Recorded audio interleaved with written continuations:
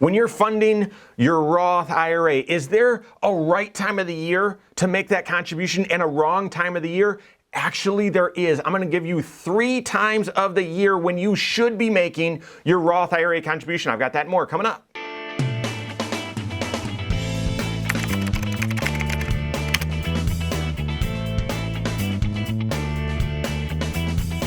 My name's Mike Bernard. I'm the host of the Wise Money Show. I'm also one of the certified financial planners right here at Korhorn Financial Group. Make sure you hit that subscribe button, turn on notifications, and smash that thumbs up button. All right, so when should you contribute to your Roth IRA? Early and often sort of thing. But is there a right time of the year and a wrong time of the year? Turns out there is, and I'm gonna help you through that. And here's why this is so important. The Roth IRA gets a lot of attention, and that is the tax structure is pretty unique. It's a tax-sheltered savings account where you contribute dollars and you don't get a tax benefit at the time you make the contribution. It's not a deductible contribution. So when you put money into the Roth, you don't get a tax benefit. But that money is then invested and it's sheltered from taxes. So interest, dividends, growth, capital gains, all that sort of stuff doesn't land on your tax return. And all of that growth, hopefully for a long time and through a lot of different, ups and downs in the market, but over time, that growth, it grows, that account grows. That growth then, if you meet the 5-year rule, so you've had a Roth IRA for at least 5 years, and you're age 59 and a half, that growth then comes out tax-free. And your contribution that you put in, because you never got a tax benefit to begin with, it was never deducted, you pull your contribution out, and that's not taxed again. So it's after tax money in, no tax on the way out. This is a huge deal, especially if you're young, especially if you're in a low tax bracket today, especially if you think you're going to be in the high tax bracket out there in the future, and especially if the market's down temporarily, right? And you could get some, a boost in your expected long-term returns because we've just had the stock market drop 20%, something like that. So Roth IRA, rightfully so, gets a lot of attention. It's not right for everyone. Work with your certified financial planner. See if you should be contributing pre-tax or Roth. But for those of you that should be doing Roth, is there a right time of the year to contribute and a wrong time of the year? Well, there are better times of the year. There's more thought that you should put into it. Let's get into that.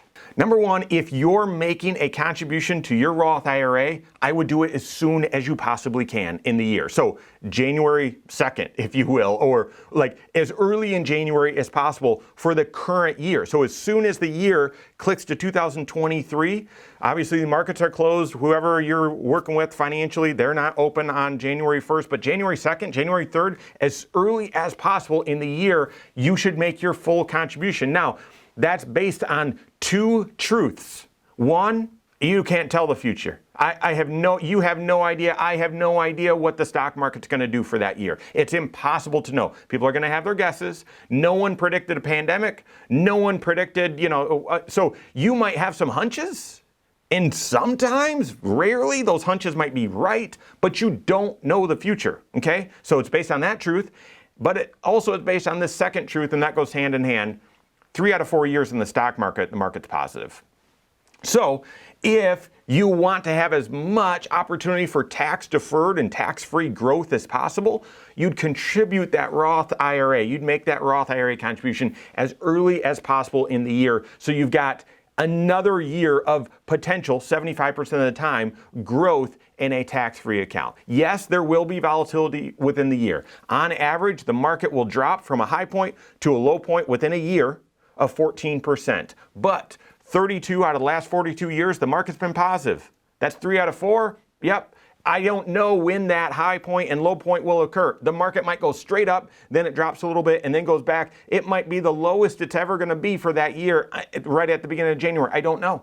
The low point could be in October. The low point could be in September. We don't know. You don't know. But 3 out of 4 years, the market is positive. The benefit of the Roth is on the growth. Therefore, make that contribution as early as you can in January. Second, if you don't have that cash, if you don't have the full contribution limit of cash at your disposal early in January, then the second best time to contribute to your Roth IRA is on a monthly basis, right? And automatically do it every single month. So assuming that you don't have your $6,500 saved up or $7,500, these are 2023 contribution limits, all that at your disposal on January 2nd, then it's coming from your income. And therefore, you should contribute automatically like clockwork at a certain time each and every month to make sure you hit that maximum. Why would I say that's the second best time to do that? Because if you don't have all the cash to put in right away, then you should be buying on a periodic, consistent basis so that your $500 a month or whatever it is, using simple math, is buying a certain number of shares in each specific time of the month, so that when the prices are lower, because there's, the market's going up and down, that $500 will buy more shares. When the prices are higher, if you happen to invest the next month and prices in the stock market's up, you're buying fewer shares. Then 2 months later, the market drops back down, you're buying more shares. And over time, when you look at that year, you're actually, on average, buying at a lower per share price because you've been able to, what's called dollar cost average, contribute a little bit each and every month. So if you don't have all that cash at your disposal on January 2nd to make a full Roth IRA contribution right away, then set up a monthly automatic contribution that goes in from your income or right out of your bank account every single month consistently. So that's what I'd recommend. But there's another group of you that should have a different expectation or a different objective as far as when to make your Roth IRA contribution. And that is those of you where your income levels are going to be threatening or very close to the limit, where you might be phased out and not be able to make a Roth contribution. Now, you could argue, well, I'm going to still make my contribution as early as possible, and then when I do my taxes, if I'm not allowed to do a Roth contribution, I'll just take that money out. Yeah, you can do that. It's complicated. It is messy. You've got 1099 involved. You've got 5498. It's messy, okay? So a lot of times, if you're in that small group of people where you're taking a look at, yeah, I want to contribute to the Roth. It's one of my goals. I've got the cash and cash flow to do it. However, I'm not sure I'm going to be eligible. Then I would wait until you know officially you are eligible. And for many of you, that is when you file your taxes.